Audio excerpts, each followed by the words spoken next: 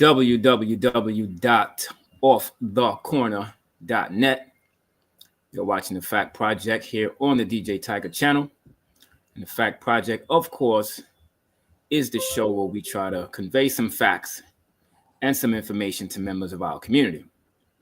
We have with us today an author, an educator, and an exceptional content creator, Brother Joseph Ward from On the Shoulders of Giants. Peace, Brother Joseph. Thank you for joining us today, brother. Man, thank you for having me, brother. I appreciate you having me. I know we was discussing this for a while, and we finally got a chance to get this set up. And I just appreciate you reaching out to me because, you could have chosen anybody, but you decided to give me a chance. So I appreciate you. And I also thank you for supporting my content as well. Absolutely. Absolutely. And we want to send people to that on YouTube, On the Shoulders of Giants, before we even get started. Yes. That's On the Shoulders of Giants on YouTube. You definitely want to like and subscribe to that channel. Now, Brother Joseph, I know that you're in the southern region of the country, and a lot of us didn't, come up in a home where we learned Black consciousness. We didn't learn this in schools. We didn't learn this in any of the institutions that we may have attended. Right. So what is your personal story? How did you originally come into Black consciousness? Well, so my parents are actually the foundation of that. The more that I get older and I learn. So my father actually taught African-American studies at Florida A&M University for 20 years. HBCU. Exactly. So when he would go teach, he would take us to class with him. Wow. And what's funny about it is, according to him, I would be, because I was always the vocal and I always like to talk. So I'd be in there saying, I'm bored in the African history classes, I'm bored. And now, we're laughing about it. I went from being on board to like, I'm here, teaching Black history. So he's the foundation of it. Also, I grew up in a household where we had no white images. So, the old Budweiser posters of the African kings and things, we had those, and all the pictures were either family pictures or pictures of historical Black people or just images of Black people in our house. So that was the foundation of it. History has always been my favorite subject in school. No matter what, it was white history, Black history, whatever, history was my favorite. But when we started learning Black history, that was the thing that had me really going. And I was like, all right, I really love this. But going back to the HBCU, going back to Florida A&M University. As a freshman at Florida A&M University, I took a psychology class, and it was interesting because the professor was a Indian guy, but he was adamant about us reading The Miseducation of the Negro. So I started reading The Miseducation of the Negro. I had another professor, Dr. K.K. Cambone, Kobe Cambone. He was a legend in the Black psychology field. The initial book that I had from his Black psychology textbook, it was profound. And that class in itself was profound. And it really opened my eyes to Black consciousness, to be honest. It opened, because I knew a bit of the history, but it opened my eyes to the consciousness in conjunction with the history. So that just made me want to learn more. And then I had professors, Dr. Dana Denard, Dr. Jackson Lohman, Professor Mills, who they were some of the main ones who recommended books to read. Professor Mills was basically saying, if you only learn what you're supposed to learn in your curriculum, then you kind of wasted your time. So make sure you learn more. And so that started me reading more. That was a semester. We had to read like 7 books in one semester from one class. Wow. And so, but it made me start to read more, and I just started digging in. And then I say around 2007, YouTube came about. And when YouTube came about, we went from the reasoning sessions, what we used to call, so we would find other people who were interested in learning Black history, get together, share DVDs, share VHSs, sit around and have discussions about it. We transitioned from that to YouTube, and I just started studying more. As the scholars would recommend books, I would buy the books. I would listen to the lectures. I've listened to hours of Dr. Amos Wilson, hours of Runoko Rashida, hours of Dr. Ben, hours of Dr. Clark, Bobby Hemmett, Dr. John Jackson, like you name them, Ivan Van Sertima, Anthony T. Browder, like Ashford Quays, like everybody. Like I'm even over on Jewel Pookrum with this with the 7 sectors of the mind. I know I said that, the 7 circuits of the mind. You know, I'm the rabbit hole person that for 10 hours I'm literally in my room listening or reading or studying. So that was the genesis of this, and it just made me want to take it further and teach others. And finally I got a chance to do that once I was able to hone my skills professionally. So and that brought me where I am. Oh, nice. So you're saying in your house when you came up there was no white Jesus on your wall? No white. So look, okay. My father I have never heard him call a white person a white person. He used the C word. Okay. Right. Okay. Right. So there was no room for white Jesus in my house. Now was he a black nationalist by ideology, or this is just something that was innate in him? It was just, I think it was, I don't think it was a black nationalism. I think it was his experiences with white people. Okay. And he's always had combative or negative experiences or some of those other experiences that wasn't favorable to him or to other black people, and just seeing what happened to him and others. You know, I think he was born in 1954 in Jacksonville, Florida. Okay. So and a lot of people don't realize the racism in Florida or even North Florida, because they think about Miami, they think about Disney World, but no, Miami has a legacy of racism. The Orlando area has a legacy of racism. Florida has a legacy of racism. So. In fact, you can't be in the country and be South and be any further South than Florida. Exactly. Right. Exactly. And people forget that. You're right. So you mentioned Amos Wilson. I was going to come to him, but you also touched on Kobe Cambone, who was a person that a lot of people don't really talk about him. I feel like his name is not as well known as it should be. But I actually quoted him in my book. Okay. He used the term cultural misorientation. How do you define cultural misorientation? I define cultural misorientation as a deliberate social engineering to affect or to bring about degenerate behavior. And so I'm going to deliberately input information into your computer that causes you to defect, that causes you to have erratic behavior, that causes you to self-destruct, to look at yourself in a negative way, to look at your fellow black people in a negative way. And you know, remember, I'm in the classroom sitting with him talking about this, so my mind is blown. So that cultural misorientation that he talked about, like, yes, I see it all the time. And it was funny because he would talk about it in class. Then you go out into the world and you see it. So. Wow. Yeah, that's interesting. Dr. Wade Noble, so I'm sure you're familiar with, if you mentioned Kobe Cambone, he talks about this concept of conceptual incarceration, where we're mentally and psychologically incarcerated by European ideas and European concepts, and we can't think outside of that. Is that in line with the same concept of cultural misorientation? Yeah, in my opinion, it is, because we're talking about being oriented in a European mind frame to not necessarily think as the Europeans, but think in a way that aligns with European dominance, that maintain European dominance, that will have us looking at ourselves in a subservient place, that will have us, we see the European as a unattainable feat that we want to attain, but we also been oriented to get this, that we have to think like this. So we think like Europeans, or not even the successful Europeans. We think like the Europeans who are more prone to be oppressed, who are more prone to be subservient, who are more prone to be docile, because not all European groups were the successful groups. And then Europeans did dominate and enslave Europeans. And so we have to be able to understand and have that historical context with it as well. Yes, it's a European mind frame, but they're not teaching us to think exactly like them, because that will actually empower us. Yeah, so I add on by creating a term myself. We know what GMO is, genetically modified organism. I say Black people have become PMO, psychologically modified organisms.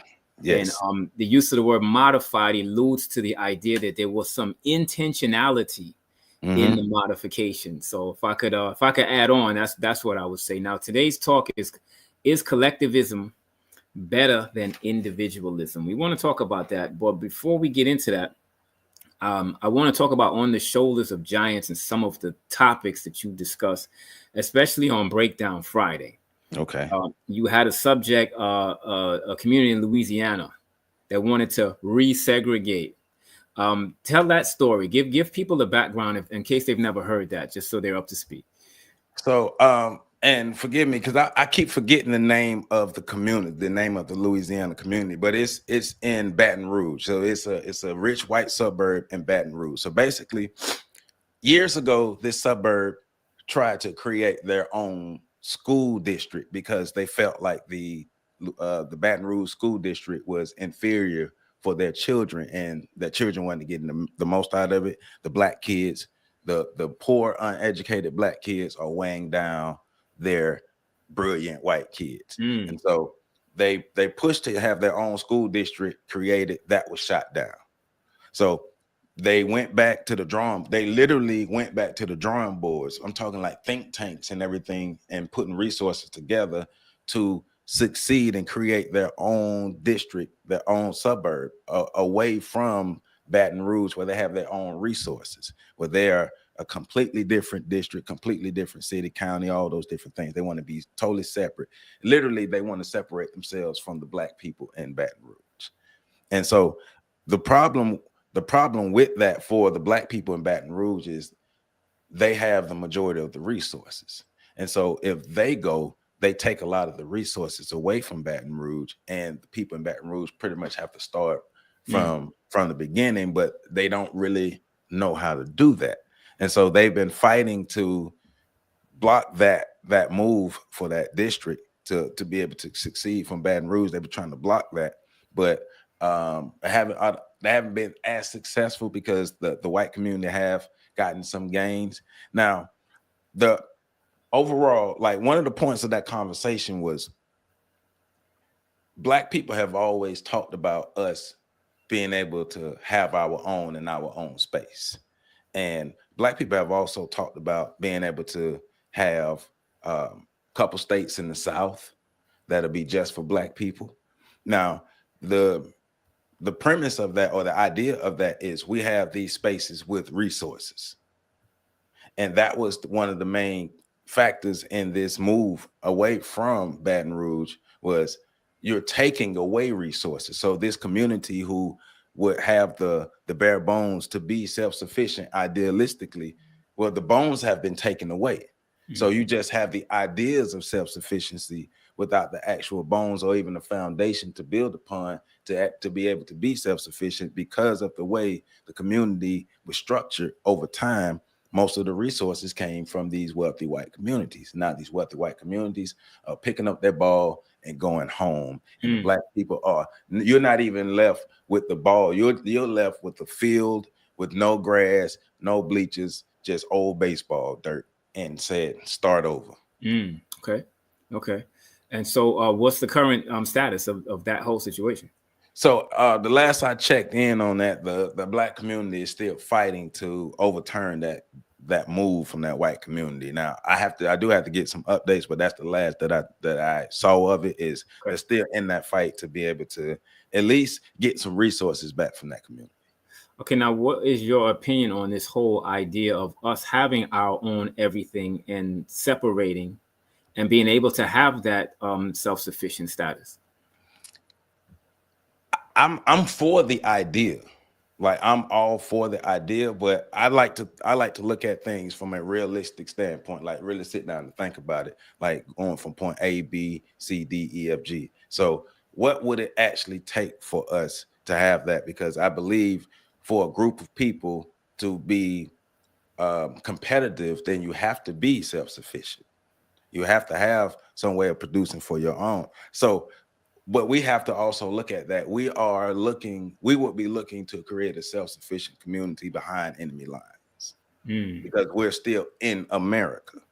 So how would that self-sufficient community actually really look behind enemy lines, and have we actually thought about that in the context of being behind enemy lines, or have we only thought about it as in, okay, well, we'll be in our own space and nobody's messing with us? Well, we understand that we exist in the country, that every time we make progress as a group, they get violent, they attack us, they do everything that they can. So if we're going to be creating this whole self-sufficient nation of people behind enemy lines, what will be the greatest course of action for us to go about making this happen? Or are we still going to just keep it in the idea stage? Because if we actually going to make it happen, then we have to put in realistic plans to make sure that we can realistically build a self-sufficient community behind enemy lines here in America.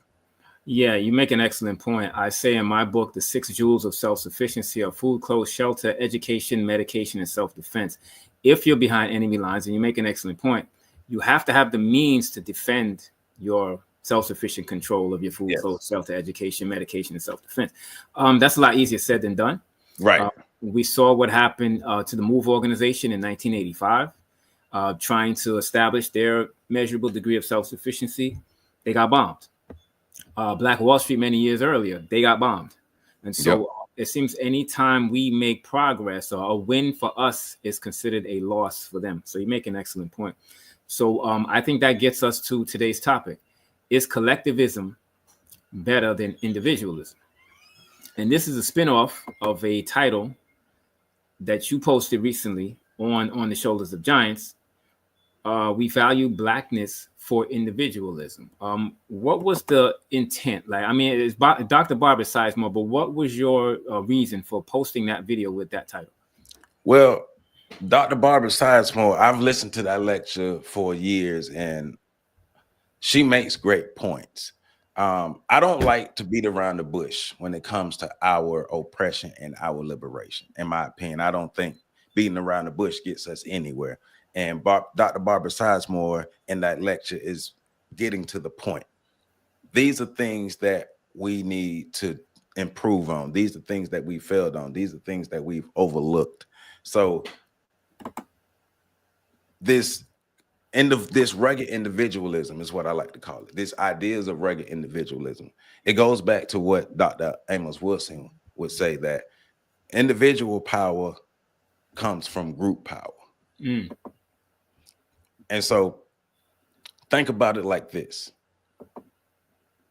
Black people, we have adopted rugged individualism in some sense. I'm not going to say across the board, but a good number of us have adopted rugged individualism. And we're rugged individuals that are part of a powerless group. So if individual power comes from group power, then our ideas and thoughts about individualism will be mute. They wouldn't necessarily be anything that will be empowering to us, because the group doesn't have power. And in order for the individual to be more powerful and to have more legs to stand on, the group would need to be able to support that individual. That group would need to become powerful. And so it would make more sense for the group to become powerful to be able to support the individuals. Absolutely. And I said in my book, if you study the history of African people, we have always done better when we function as a collective. And this idea of individualism actually comes out of European culture. So in European culture, the highest ideal is the thing. And the thing could be money, could be material possessions. It could be colonizing another people's land. But the highest ideal is the thing, or the acquisition of the thing, as opposed to African culture, where the highest ideal is relationships with other people. And so this is that concept of collectivism. Now, I share my screen because I want to give people a little bit of a taste of what is being done on the Shoulders of Giants. We're going to play this. Is about a minute and a half. We're going to come back and talk about this. All right. In her powerful lecture, Black People Still Don't Get It, Dr. Barbara Sizemore delivers a searing critique of the American justice system and its exploitation of Black men for profit. She argues that the prison industrial complex functions as a modern form of slavery, where Black men are funneled into the penal system and used as free labor. She exposes how the drug trade, often blamed on poor black men, is actually controlled by wealthy white individuals who remain untouched by the law. While black men are criminalized and incarcerated, the true profiteers of the drug industry continue to accumulate wealth without consequence. Sizemore highlights the systematic injustice as a deliberate mechanism designed to weaken black communities while enriching the ruling class.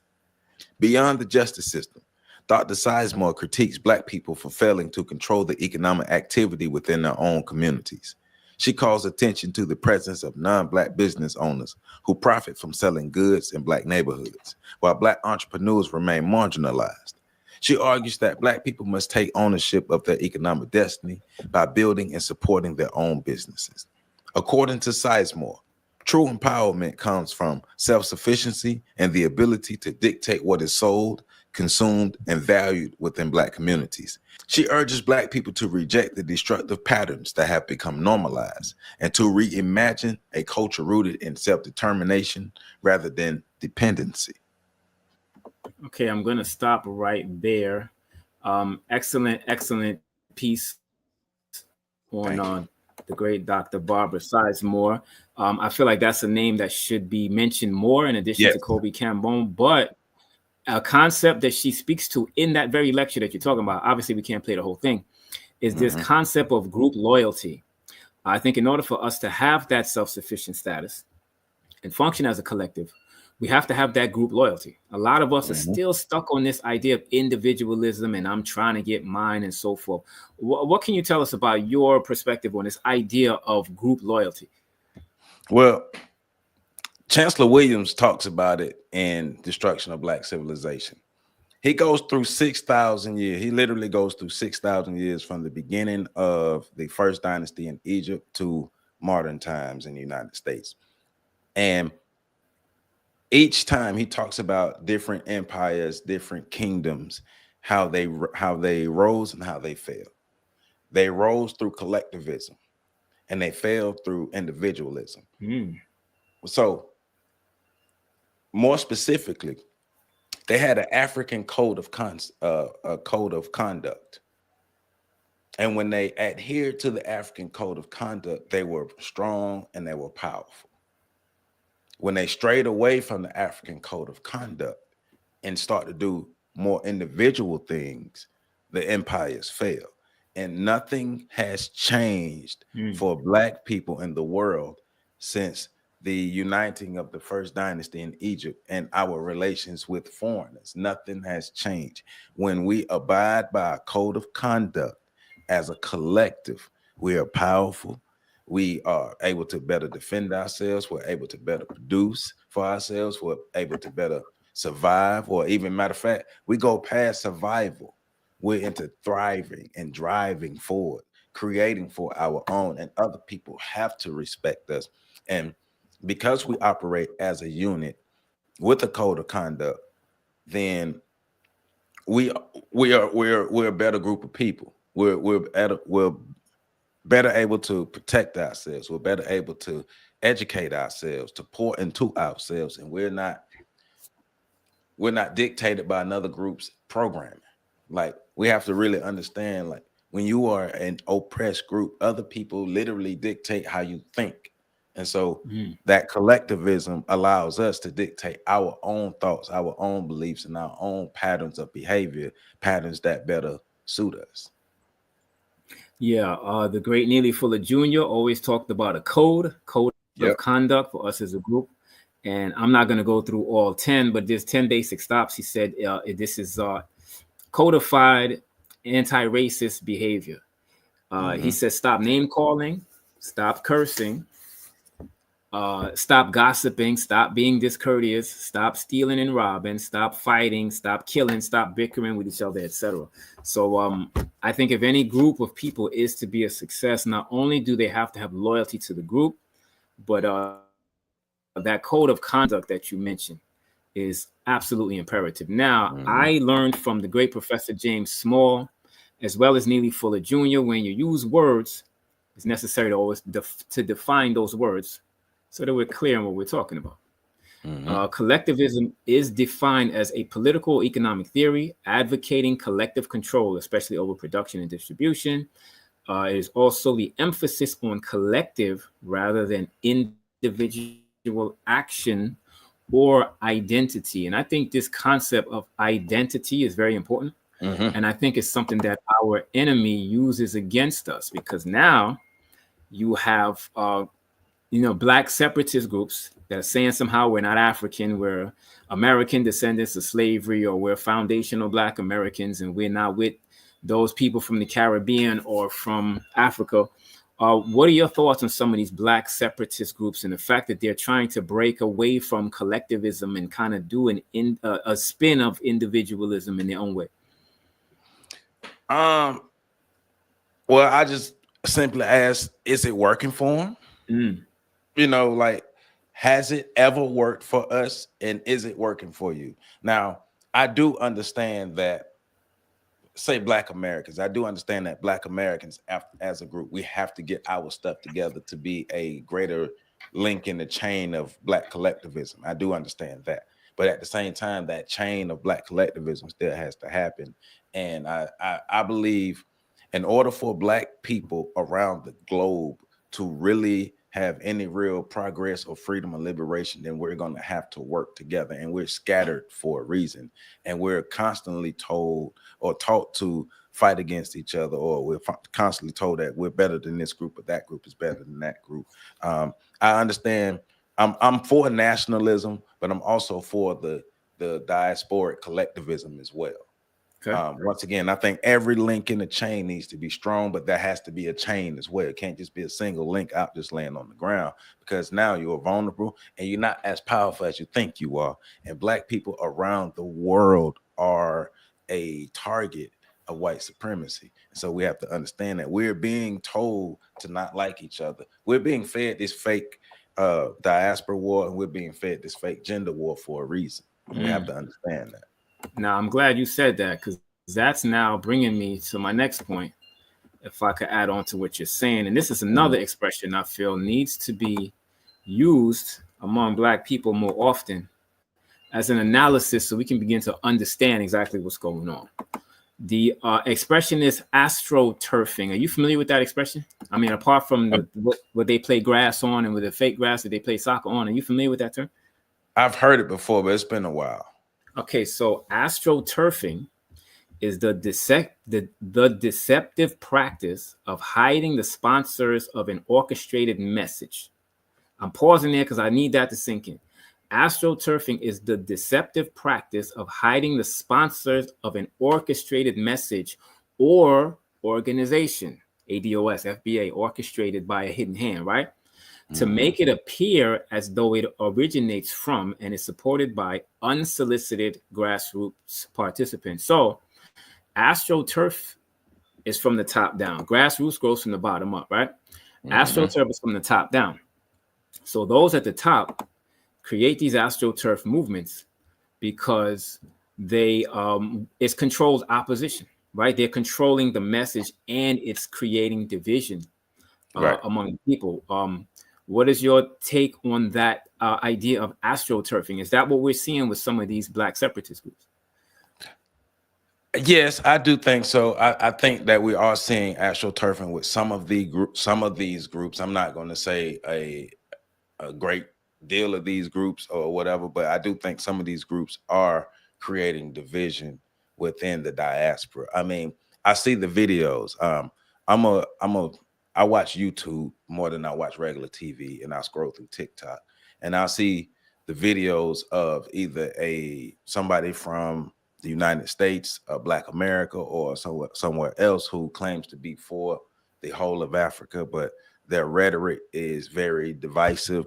Or like I saw a video this morning, matter of fact, of a young African lady who was basically talking down on Black Americans. I saw another video the other day where this Black girl, I forgot what country she was in, but she was basically mocking Harriet Tubman and picking cotton and things like that. So I see the videos, but that is real. Astroturfing is real, but the problem with that is I think people kind of, they get caught up into that, and they kind of put on the blinders, and they think like, okay, well, this group of people is doing this, so that means all of you doing that. And I think we do it from both sides. Okay. Because you're talking to somebody who, like, my godfather is Ghanaian. Okay. Some of my best, most of my, like, I have a whole bunch of best friends from Nigeria. I grew up around African people. I've never had a personal bad experience with African people, but I've also seen the rhetoric going through the internet. So I know that in some respects it's happening for some people, and I never tell somebody that their experience is not their experience, but I will also express that's not the whole experience of the diaspora. There are a lot of us who actually get along, and there are a lot of us who actually want the diaspora to thrive as a whole, but we do see the other stuff that's going on as well. Yeah, you separate the group, that weakens us, right? Strength in numbers. We're always going to be stronger together than we will ever be separated. And we have people power, but we don't understand people power because we're not organized. And Right. organized people can do anything. And working together works. So I don't know why they would try to divide the group in the name of, begging for some crumbs from the 1/10. Either way, dealing in science, there's no genetic DNA test that's going to tell you you're a foundational Black American. It doesn't exist in all of genetics or all of anthropology. So it's something that somebody made up on the internet. It's fake. It's what we call an astroturf. And the goal of astroturf is to deceive you into thinking that there's widespread support for something that there's really not widespread support from. So it's growing, but it's not as big as they want to make you think it is. But I don't want to spend a whole lot of time on that. We're going to move on. In recent memory, there's been a lot of demonstrations and protests that have been going on nationwide. Hands-off demonstration, and it was nationwide demonstrations yesterday. I didn't see. I mean, I watched some of the speakers. I didn't see any mention of, ending the gentrification of Black neighborhoods, or ending racially bigoted police killing of Black people, or ending the redlining of Black neighborhoods that's been going on for decades. Our agenda is not being spoken to in some of these demonstrations. Right. What are your thoughts about what you're seeing as it relates to these demonstrations? Well, it's the classic move of we will operate under the guise of justice for all. We will operate under the guise of making things better for Black people. We'll operate under the guise of that, but it's really a whole co-op mission. Like, white women and white people have co-opted our movements for the longest, and then our rallying cries and all those things there. And so this is just a continuation of that. Now you have these hands-off movements and stuff. So I do love that Black people is like, nah, we're not gonna mess with y'all on these hands-off movements. We're gonna stay home. I've been telling Black people for the longest.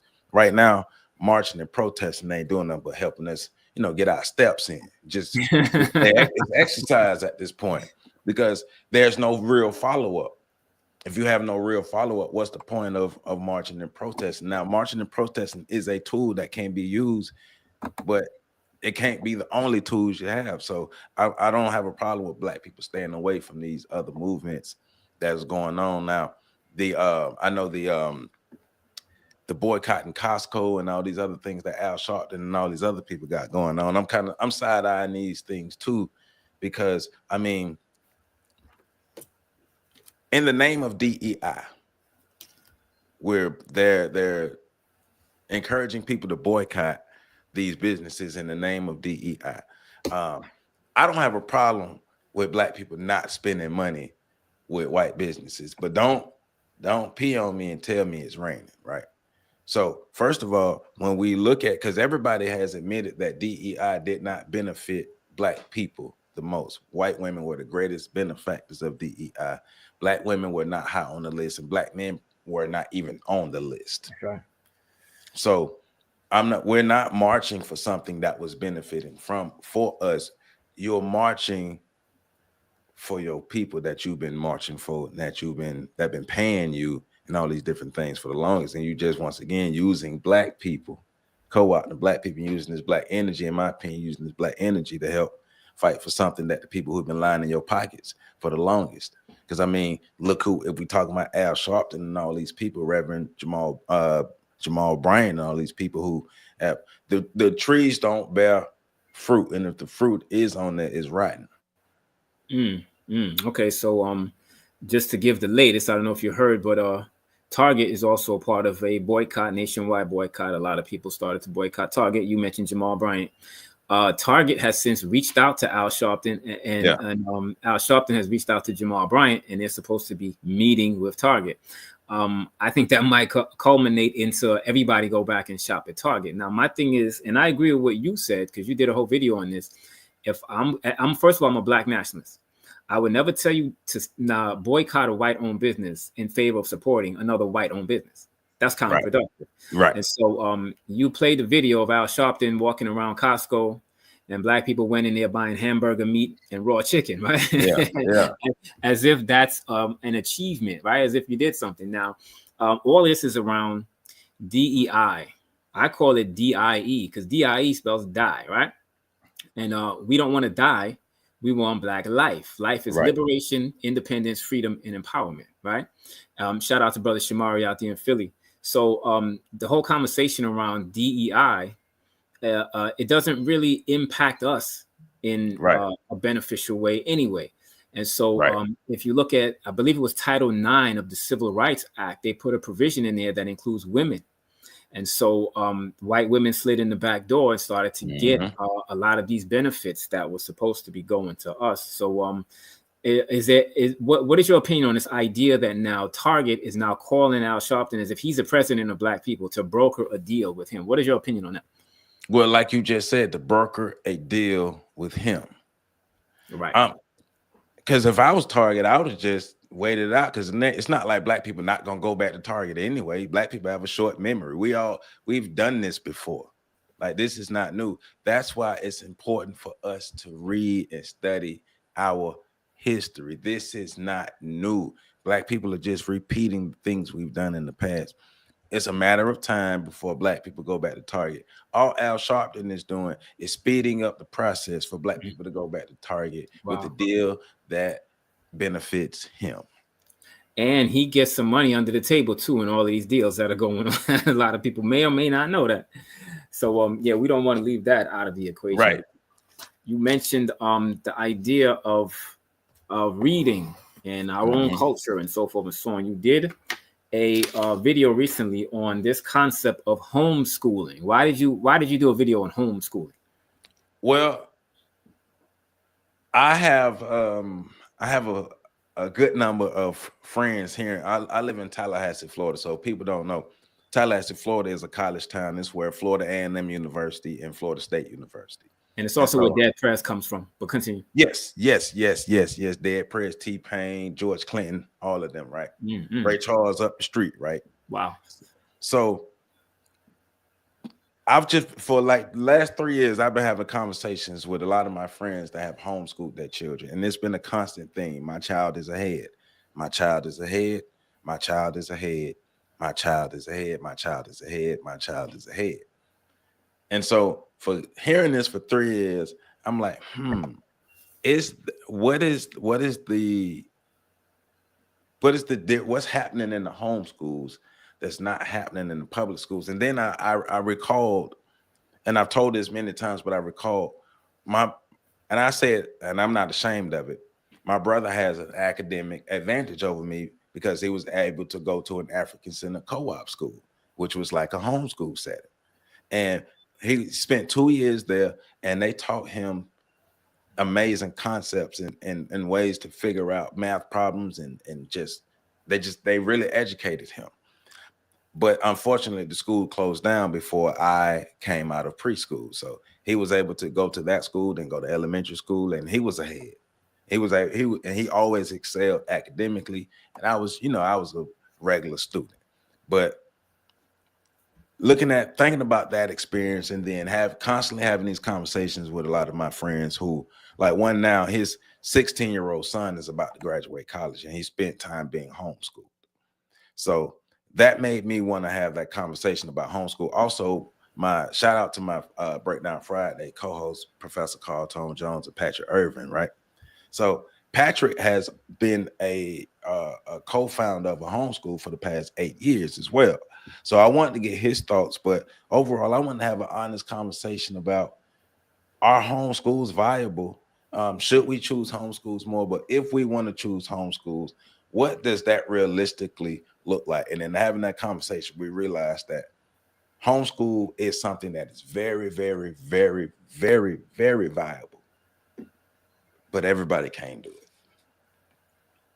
It costs money, and everybody don't have the money to homeschool the same way. Now, if we work collectively, though, then we can do some things. Sure. Now, the video said that from 2019 to now or something, 1 million Black students have been taken out of the public school system and are being homeschooled. Is that accurate?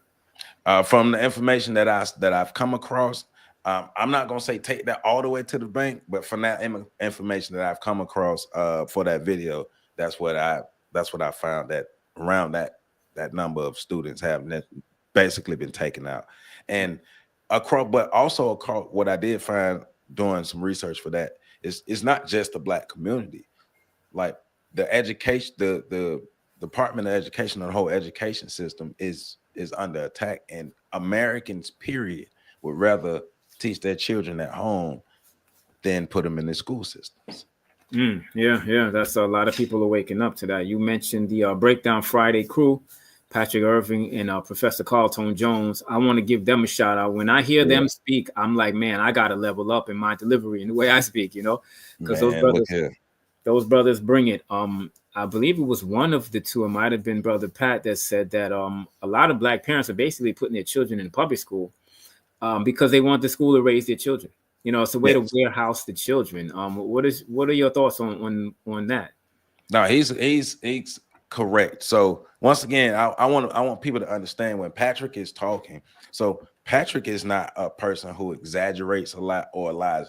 He's the matter of fact, like we call him Technical Ted for a reason. Like he's the matter of fact friend. He sticks to the facts. He don't elaborate or adjust for nothing. Like he's matter of fact. So he spent years teaching in this homeschool, but he's also a taught track and field as well.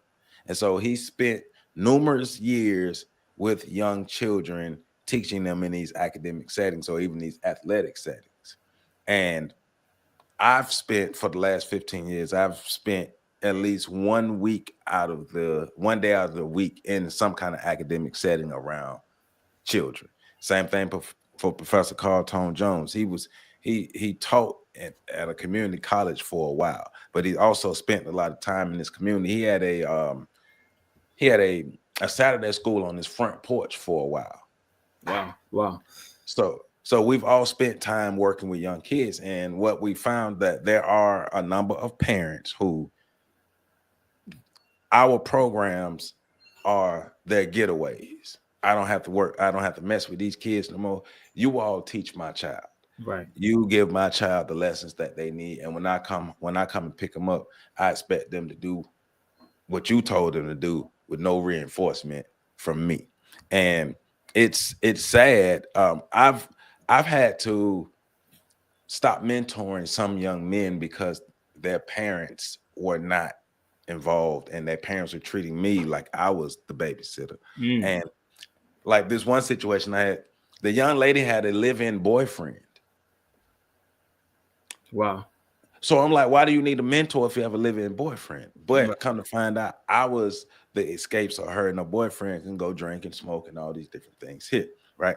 Now, understanding that's one situation. That's not the whole of the situations, but there are a number of parents who treat educational systems like babysitting clubs, and that's a problem because they are the parents who don't reinforce the messages that the children learn, and we need the parents to work in conjunction with educational systems.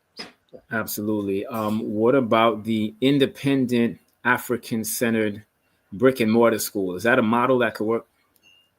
I think it's a model that can work, but I think we need to find a way to make that model work long term. I hear about and I know of a good number of Black brick and mortar schools who no longer exist.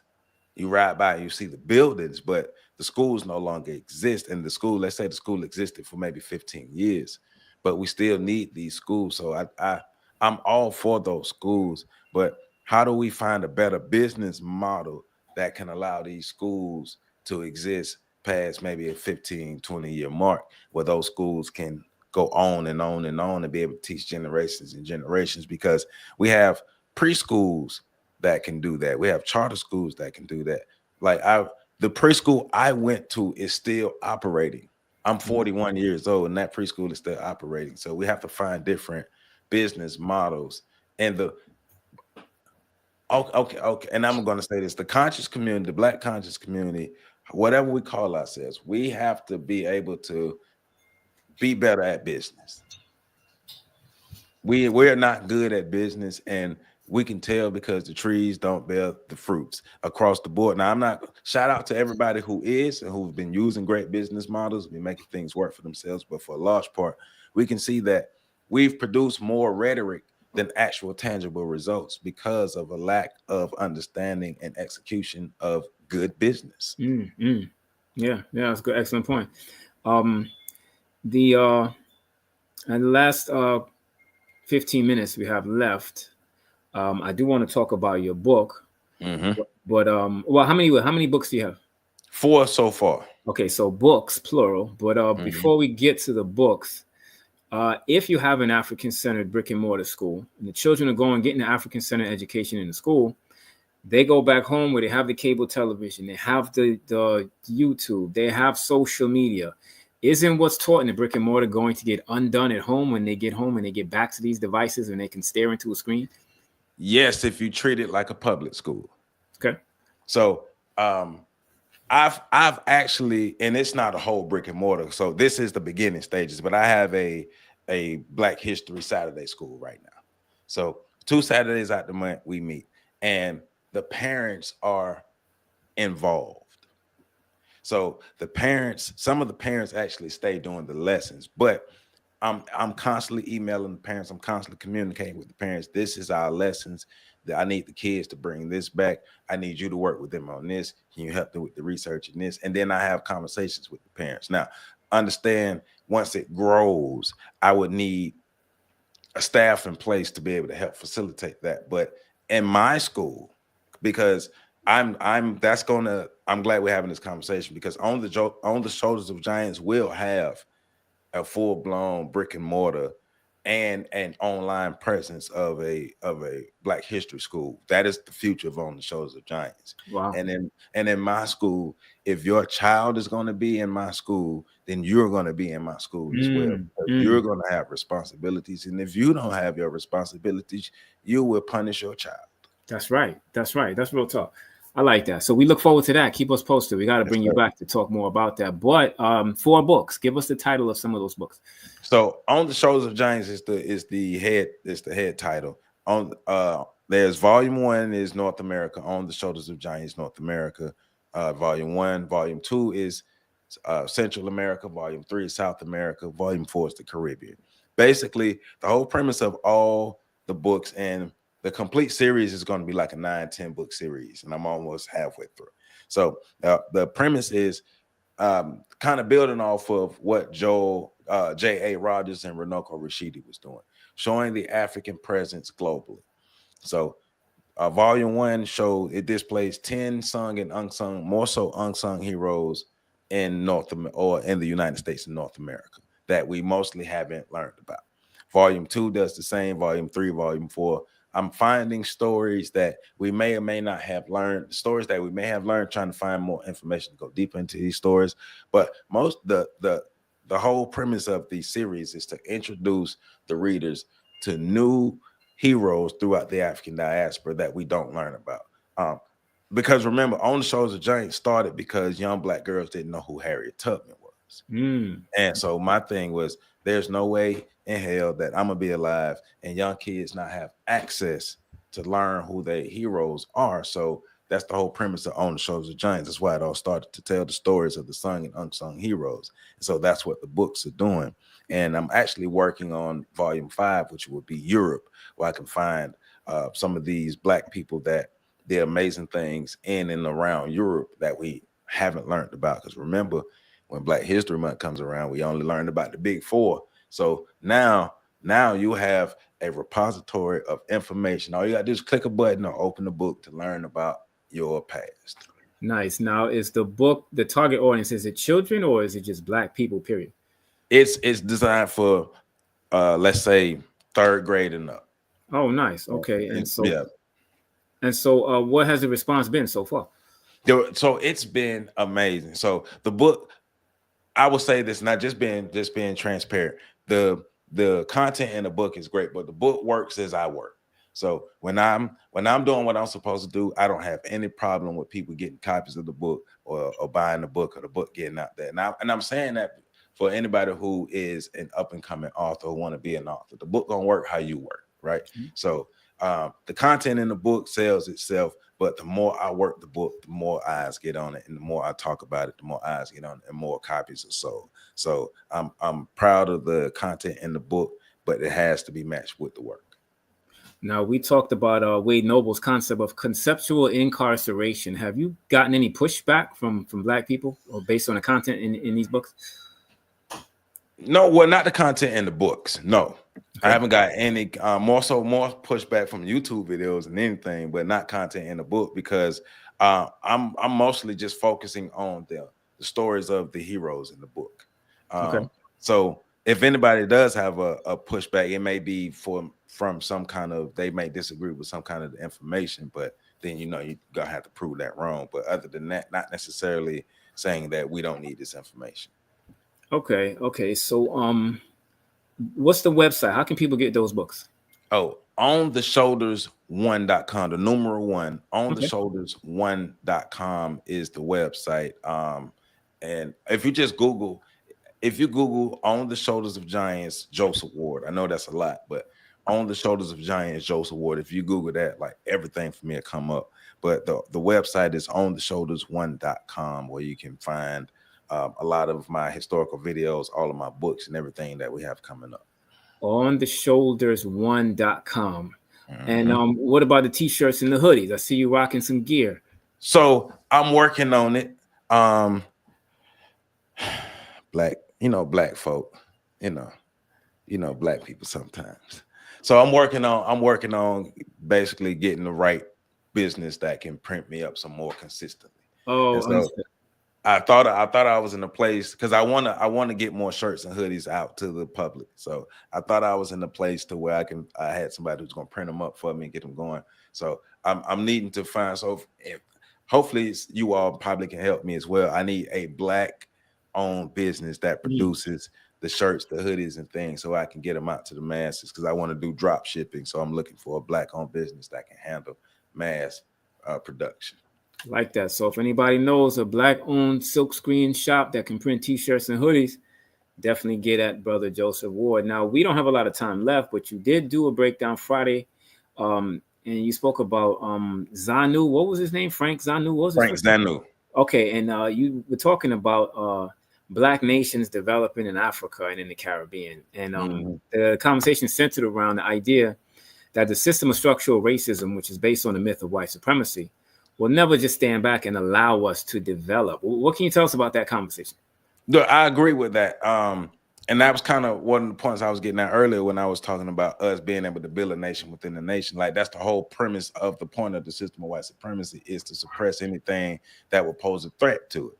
So yes, Black nations won't develop under the current ways that they're trying to develop, especially if you're trying to seek aid from the oppressors. Because a lot of these Black nations who want to develop, somewhere, somehow, white supremacy is weaved within their makeup. Even us is weaved within. It's going to be weaved within anything that we try to build. So I did agree with when he said that no Black nation will develop, especially under the current way that we exist. I do agree with that, because the white supremacists won't allow, the white supremacists and us won't allow us to develop. And then the external oppressive white supremacists won't allow us to develop under the current thing. Things have to change. Now, I think if we change, then we can develop. But it will cause it will cause us to really take a real look in the mirror at ourselves and want to reprogram ourselves to actually develop. Okay, now you had Brother Carlton Jones and Brother Pat. They were pushing back against some of what Frank Zanu was saying, although he spoke with a lot of confidence. What was the disagreement from your panel about what he said? Well, It was coming. First of all, he was having that conversation with college students who they couldn't really handle that type of conversation. So Pat, it don't take much to set Pat off, right? But it's good because it always spark good conversation. But it was if I can remember correct, it was some of the concepts that he was saying. It wasn't necessarily realistic to how development may or may not happen, and even some of the concepts that he was talking about that would lead to the I'm trying to think specifically. It would lead to like the overthrowing of the systems and things like that. But basically, it was a standpoint coming from a motivational speaker who spoke well and confidently. But when you really sat down and thought about it, and because that's the whole purpose of what we call it a breakdown, where we really sit down and dig through it and peel back the layers. And when we peeled back the layers, we've seen that the conversation lacked legs in some spaces.